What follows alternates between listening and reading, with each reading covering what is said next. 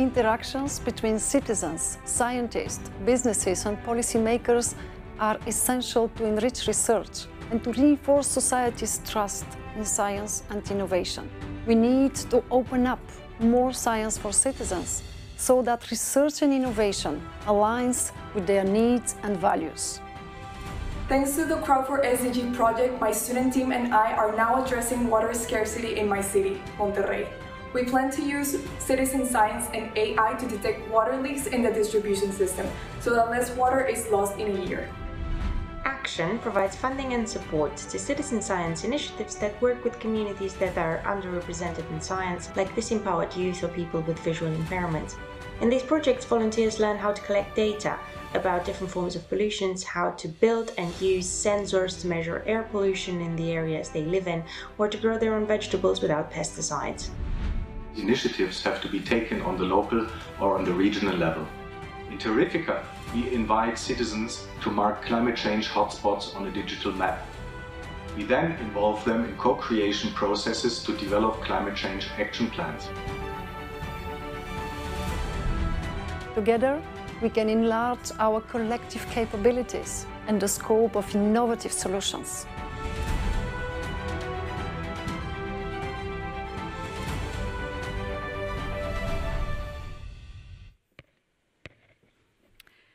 Good morning and welcome everybody to day 2 of the Citizen Science and SDG Conference. Very warm welcome to those here in the Kulturbrauerei Berlin and welcome to everybody at home at their computers. My name is Susanne Hecker. I will guide you through the day. So I am very happy that we could start this day with this video by Maria Gabriel, Commissioner for Innovation, Research, Culture, Education and Youth of the European Commission.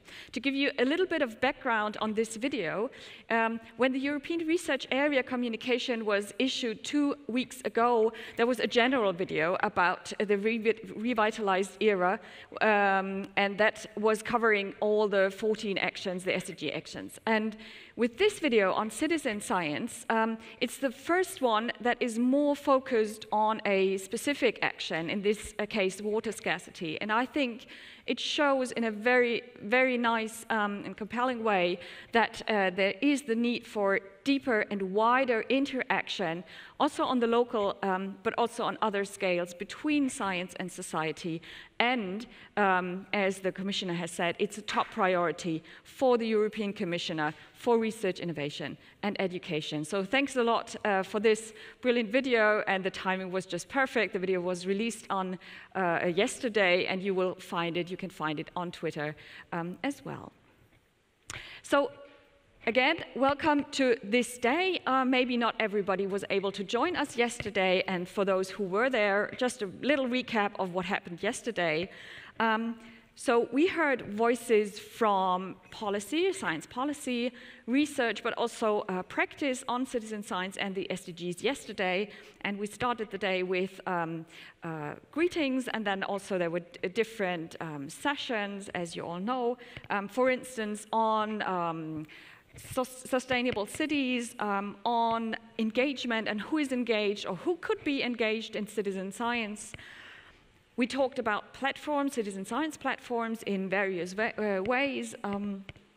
Citizen science in the Anthropocene was mentioned and was discussed, biodiversity monitoring. So just to name a few things yesterday.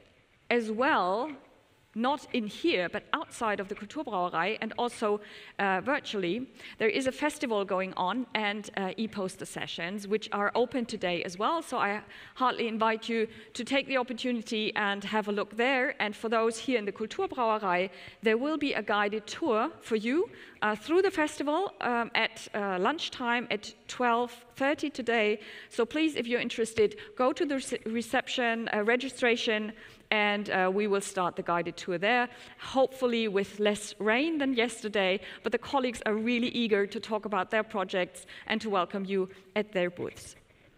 So, warm invitation. And then we finished the day with another session yesterday evening on citizen social science, and this was followed by a disco, a good tradition on citizen science conferences, and we had a DJ here in the Kulturbrauerei and had lots of fun listening to the music of Mannigfaltig and seeing great visuals together with the music, and that ended and crowned our day. So today, as you can see in the program, we have a very full and rich program. I'm looking very much forward to manifold sessions. I have to say some issues about some information on the technical side of the conference. So again, everybody who's here, please register, log into the Hop-in tool. We will have the questions gathered in the chats to the sessions, and we had some issues with audio yesterday as we got the feedback from you for the plenary sessions. So our technicians have worked on a solution, and so we offer you today both the possibility to enter the plenary sessions through the plenary button in the Hop-in tool, but there is also a session called Plenary Talk, and you will always find there are 2 plenary talks today. You will find those sessions if you click on the session button on the top of the session choices. And we hopefully can provide you a perfect audio in both, so the plenary and the session. But if you face any audio issues, just please go into the session called Plenary Talk. Right, that's the information on the technical side.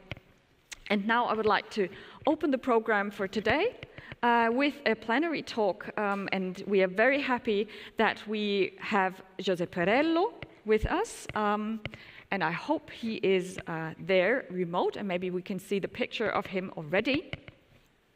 So Josep Perelló is an associate professor at the Department of Fundamental Physics at the University of Barcelona. And he leads the Open Systems UB research group, which focuses on citizen participation and artistic practices as an alternative way of doing research. In conjunction with Barcelona City Council, he is setting up a citizen science office currently. So we are very much looking forward to his talk, which is focusing on enhancing social dimensions in citizen science, SDGs, and social tipping points.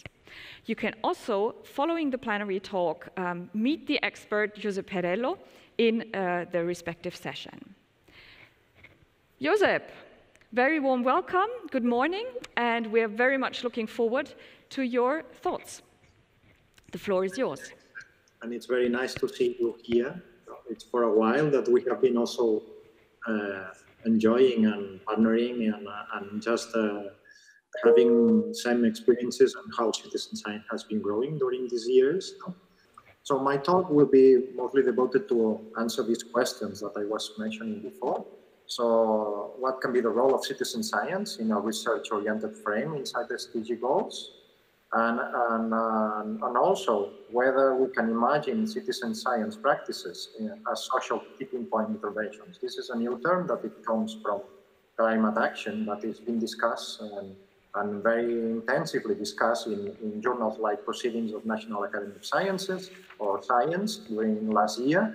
And I really think that it could be also interesting to extend this discussion here and in the frame of citizen science, because it, again, introduces the notion of social, and the social, in the way that they understand it, I think that is really, really nice. It can be a really nice frame within the field of citizen science. So, and finally, as I said before, so also the idea is that I'm going to also to give some examples about some practical experiences that which have been also already running, and just underlying some issues or some basic ideas that I want to share with you, because also I don't have a background from theory, but I really like, and I'm really in citizen science because I want to go to practice. Okay? So let's start. So as said, we belong to this group that you can visit the website, but in any case, so I will skip that now.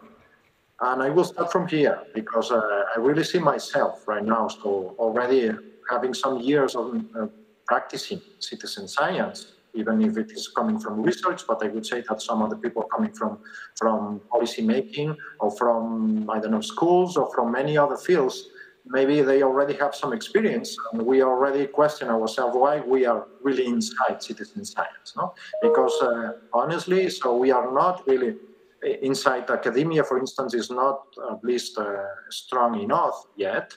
And we are really pursuing this, and we question ourselves if we have to keep fighting on this. No? So just to going back to this general image, and just to feel myself that I'm Woody Allen, and also I guess that you also can feel like that.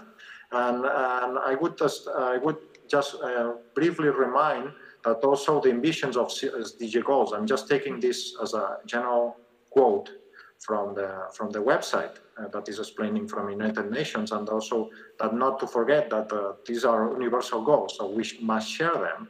And also another important issue here is that we need to urgently address the issues and the challenges that are there in SDG goals. So we need to go there quickly. Okay, so we don't need to wait for big technologies, or we can wait, yes, but also we need to run faster than we currently run. And finally, also, I would like also, and at least personally, I was really engaged, and I was starting to be engaged in citizen science practice because I really wanted to assist the needs and concerns of citizens. No? So this was our starting point, at least from Barcelona. And also, I would like also to stress that, that citizens in this kind of big frame, we must trust them in one way or another, and we must listen to them much more. No? So this is how maybe we can just go closely to this social dimension that we were talking. And I'd like very much also to think about the Sisyphus myth. I don't know if you know it, no? That this is the king of coding that is permanently and constantly trying to put that stone on top of the mountain because he was condemned to do that for years. No? So I think that also this is a constant struggle. We don't need to surrender, so we don't need to give up. But we have to keep on trying, and hopefully we will succeed, at least partially. So I'm talking about social. So I would like also just to take a very basic notions of social. I'm not going to use many theoretical contexts or any other deeper conceptions on social, but just taking general notions that is also taken from basic encyclopedias, if you want. And the first one is that we must, and it seems obvious, but maybe it's not that obvious because we are just really so deeply engaged in citizen science, and we might forget sometimes that talking about social here, it means to relate to society and to live together, and to do that together. No? And also when we talk about social dimensions, we need to at least come closer to concerns for values, norms, rules that are happening in our society. So when I'm talking about social dimensions, I mean that this is the kind of environment that, and I'm also using a picture. I'm a physicist, and like very much this notion of relativity, that this is a kind of a space that is curving and is shaping the dynamics of the Earth, the planets, and everything. So I would like to think also that social dimension also is dealing with this idea that the social dimension in a way is shaping, even if we don't see that, how we put all the pieces together when we build a citizen science project, and when we just try to interact with other elements of the citizen science projects, which means that social is something that is there. And even if we don't see that, we have to take care that we need to make them visible, these dimensions. No? So that's really important. Okay? So I would like also, first of all, to take some distance. So there is, for several years, even in artistic practices, so you already mentioned that in the presentation, that I have been some years engaged in art and science practices, for instance, and I have been running also an exhibition space. And that moment, which was in 2010 to 11, at that time, so there were many curators talking about collaboration. So also the artistic practices, they need to be opened up, and they will need to collaborate with other entities and stakeholders. That this is the term we use now. No? But in any case, that was the general trend, and it was kind of fashion. Okay, so we all know and we all agree that one further collaboration. But again, what is the question? What is the challenge that we need to face? And we often forget that, we must do that together, but what for? No? What is the reason? No? So that's more or less the starting point of the discussion when you talk about, for instance, the social tipping points. So the social tipping points, that's a notion that is very well known for people from behavioral sciences. And also all these people from behavioral sciences, at least some part of this community, are also trying to interact deeply in a big challenge that can be nicely framed in SDG, which is the decarbonization, and climate action, if you want. So let's imagine that we have the Earth in that kind of potential that is in higher, and then there is a big wall that it makes strong difficulties to make possible that this Earth is just rising and getting a decarbonized state. No? So what could be a social tipping point is just a very clever intervention to this kind of curve, and just try to soften this slope and just make that this a small ball that it might be us in that case, that is just rolling down to the state that we desire. Okay, so I encourage you to look at this paper that is in the reference here, but also in several social media. It has been deeply discussed and in a quite intensive manner, and also for the public audience. So the next question that we can make ourselves here is that whether this kind of approach can also apply to citizen science.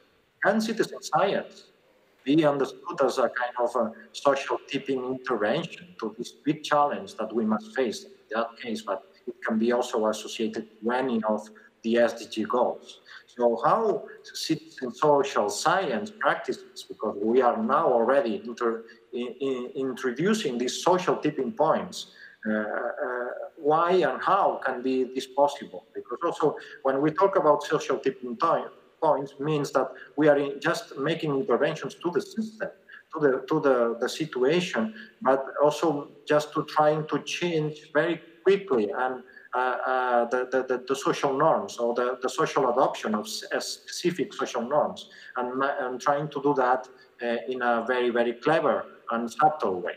Okay, so that's why also, in a way or another, motivate us to launch Proact project. Okay, so this is a very recent funded project in SWAFs, in the last call, or at least the previous call that was the one that was just about to start now in January. But in that case, so Proact is about designing citizen social science for collective action. Honestly, when we talk about citizen social science, and the same as it happens in citizen science definition, that's too broad. It's very broad. And in that case, we opt for a specific model, which is just in understanding that we must situate the problem, the challenge. We have to consider citizens as co-researchers because they have an experience about the problem, the concern, and we must give them all tools and all possibilities to intervene in that concern and also to run together our research. And finally, really work on outcomes. And this needs to be harnessed and in a way surrounded about what we mean as knowledge coalition, where we build some kind of networking team that is related mostly to policymakers or to any other organizations that is not individually but globally, or at least collectively, that can also enhance collective action and specific policies. So, and also what we did make to order, and this really helped, to put all the challenges that you can see of this, and care, youth employment, environmental justice, gender equality. By the way, there is not much gender in citizen science, so that's a small footnote. And then we frame that through SDG goals, and this really helped us. So this is a way of also to orient research, and it really helped us to frame why we are pursuing these objectives, no? Instead of just, okay, we are together and we need to do something. That's too simplistic sometimes, no? So it really helped in the early beginning when we choose the themes, and also when we choose teams to consider that. Okay? So I think that there is also a comment that there is some sound problem again. Can you hear me well? Okay, so I go forward, otherwise just stop me. So what we have just been doing since now from Proact is just try to frame a bit this research. So these are just very simple structures we are really looking for when we are just starting this project, because it's just a few months old. This project, no? So first of all, we deal with this kind of triangle where there is citizen science, there are also, let's say, social science practices, expertises, and also activism of these social civil society organizations, which I think that we really need to enhance this dimension in citizen science. So I think that civil society needs to be deeply engaged and needs to also adopt this culture of citizen science, understand activism through this citizen science research approach. So also to support their demands, they really need this research much closer to it. No? So in that case, so understand citizen social science as participatory research, co-design and by citizen groups, sharing a specific concept. And most important is to mention this phase is that inclusive research with us, discipline us, we need at least at the early beginning forget about disciplines. And on the other side, so we connect research, at least strategies that are really based on research. So how we manage knowledge is with population and then concerns of citizens.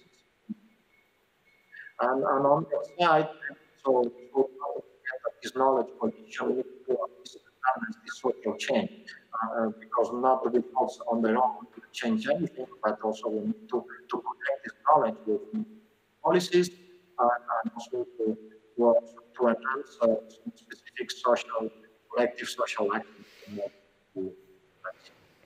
So a little bit about the general frame, and I will just finish with some examples than I want to share with you. So first of all, I would like to start with the first notion. Okay, so I'm just taking this short question from a survey that we did quite ago. And this was about research and education and whether citizen science can also help to modify how we train our young students in science. No? So when we just ask them how they want to participate in citizen science projects, and they do that, this question after having that experience, I think that is very evident that we want to do that together. Okay, so they understand citizen science needs to be a social practice. Okay, so they need to do that with other colleagues or other friends. They want to do that with people that they are on the same level than them, and also to understand citizen science practice as something that is not only because they do real science, but also because that's a social activity for them. So in this sense, we just built a couple of years ago a very large concentration level analysis of NO2 in Barcelona. We all know that this is a general concern of air quality, and in particularly, so in that case, so what we did is just to also understand that it can be possible, of course, to really activate large number of people around the city, and do that in a quite distributed area. So in that sense, so this was a large study on concentration levels that we are about to submit, and we are, hopefully tomorrow I will share with you on the manuscript, at least the preprint. And what we did is to activate some schools in several parts of the city, and then not to do that inside the school, but also to ask them to do that after school hours and with their friends. And then together decide where to place these sensors, and thanks to the experience, for instance, for great colleagues from Mapping for Change in London, just to do that in a large scale, with more than 700 sensors placed across the city. So in that sense, what we did is also a kind of effort that sorry, I'm just trying to move forward the slides, and for some reason now it does not work.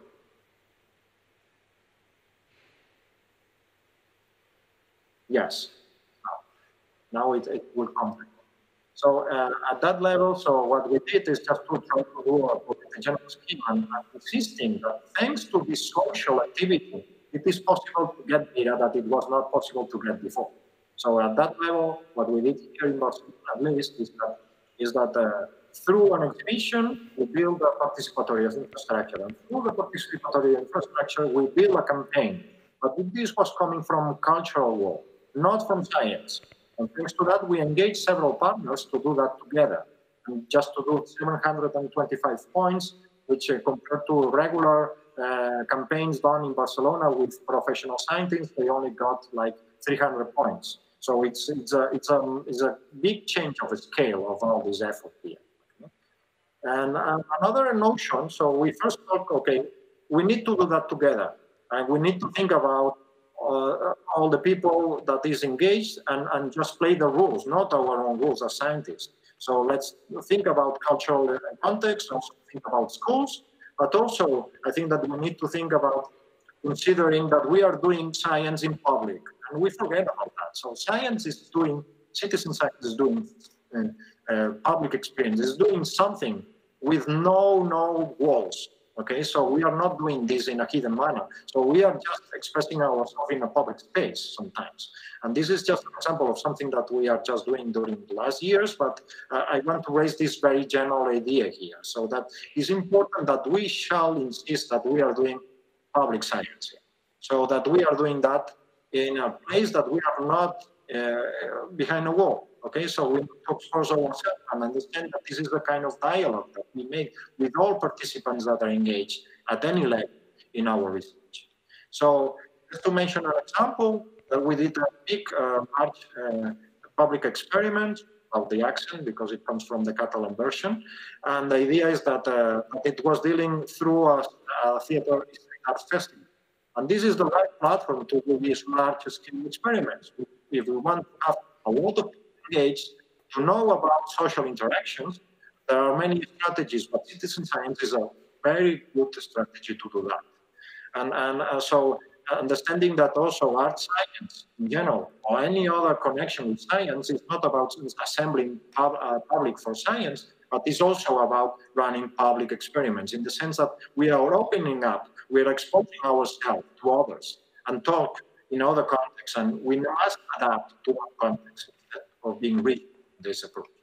Just an example, in that case, we were able also to raise really new data about gender pairing in public space. That's just an example, but in any case, I'm not going too deep on that. So the last idea that I want to share, the first one was we need to do that together from scratch.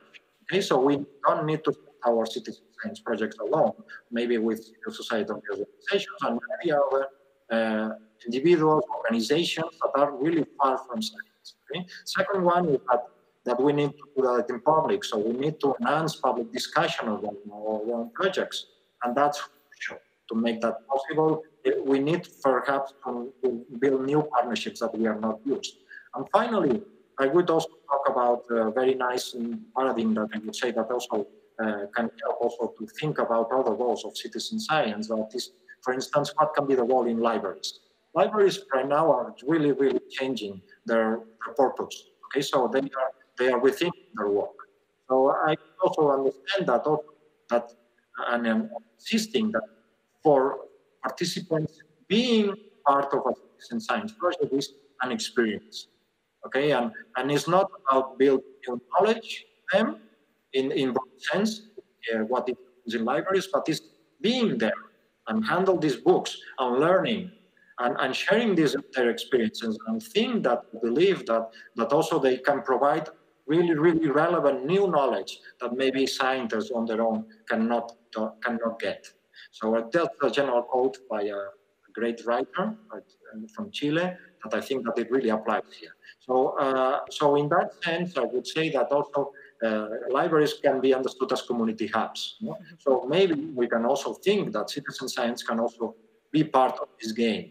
So that's what we did with the paper that you can see down in this reference, and with this kind of training sections, but also creation sections are intersected to finally understand that we can finally also build new material for them that can be really great to promote the voice of citizen science in libraries, but also to run public experiments that can respond to concerns of library users.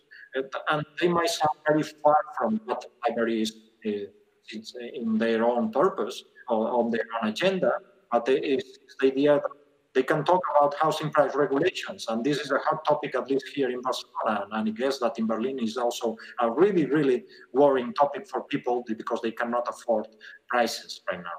So, okay, we start a conversation there, but also we oblige also libraries to go out from this comfort zone that they are their own buildings and to open up the library and to run public experiments in the middle of the city to better know about the social acceptance of some regulations and how they behave based on how the prices are changing and based on the tensions of housing prices. So that's not going to go deeper on the concepts there, but what I want to finish here is to understand that libraries are just in a place that they want to change. And I think that citizen science can also leverage that change and also help to make possible this. So just going back to the beginning, so we were talking about collaboration is the answer, yeah, but what is the question? So what is the question? What citizen science can do in this sense? No? So yes, participation might be the answer again, but I think that we have to move forward and just deal with cooperation. And cooperation needs and talks in behavioral sciences that there is some connection about other people in a different manner. So they need cooperation means that everyone has a clear aim in this game, okay, and participating. So cooperation means that if we will work together, we can succeed on something. Otherwise, we'll fail. Okay, so I think we also need to enhance social dimensions in citizen science to start talking about cooperation instead of participation. And we need to build our own projects in a much closer cooperation with other entities that are generally not in a science world, maybe in culture, maybe in civil society activism, or I don't know, any other spaces that we might think of. And we must feel comfortable there doing our research. So just as a final remark, so when we talk about citizen science, and especially we frame the orient our research on SDGs, we need to overlap all this effort with other contexts like schools, or let's say education, if we just to extend the notion of education, also social inclusion. Okay, so somebody already talked about that yesterday, and also community care. When I mean community care, I mean that we need to answer communities based on citizen science. So we need to help civil society to care, to allow them to care on their communities based on the knowledge that we can create together. We need to come closer to them to make that possible. So another issue is that cultural spaces are great for them. Okay, so we can also include makers, but not to forget that we need a social experience, and also we need also to engage maybe some public authorities that, at least in our case, we mostly work with public authorities in a local level, but it would be wonderful to expand this effort in a much broader perspective. So that's it. Thank you very much for your attention, and I'm looking forward for the questions. Thank you very much, Josep, for those very, very interesting insights in bringing science to the public spaces and bringing down the walls, and your final remarks. I think this is a lot of food for thought. We thank you, everybody, for your patience, and we are a bit over time right now, and I'm just looking at the chat and the questions, and there is one question I would have is, if you talk about the tipping points for citizen social science, the take-home message for us, could you just conclude that in just one sentence again for everybody, and then I would invite everybody to join the Meet the Expert session with Josep for a more in-depth discussion. and which will be easier than from the plenary here. So Josep, just take-home message for everyone. Yeah, so in terms of social tipping points, I think that we're small. Each project is, but I think that we need to be bold and we need to think. And I think that it's really clear that if we strategize very clearly our projects, I think that we can have a real great impact. But we need to further think about how we strategize our own projects in the social dimension. So where we have to intervene. If we want to, for instance, measure air quality in Barcelona, let's go through, for instance, a museum that is visiting 10,000 people. And the airport with very low budget and also with, let's say, with asking for more. Other institutions that will be so happy to participate from the early beginning in the project that will be able to connect further. So it's just a very small effort that can also be expanded very easily to all society of all city in a very, very simple manner. But again, before doing that, we need to think better how we have to enhance in each case social dimensions and how we must intervene in the particular problem. Okay, thank you very much for those closing words of this plenary. Everybody who would like to join the discussion together with Josep, please go into the meeting room, and the link was just shared in the chat.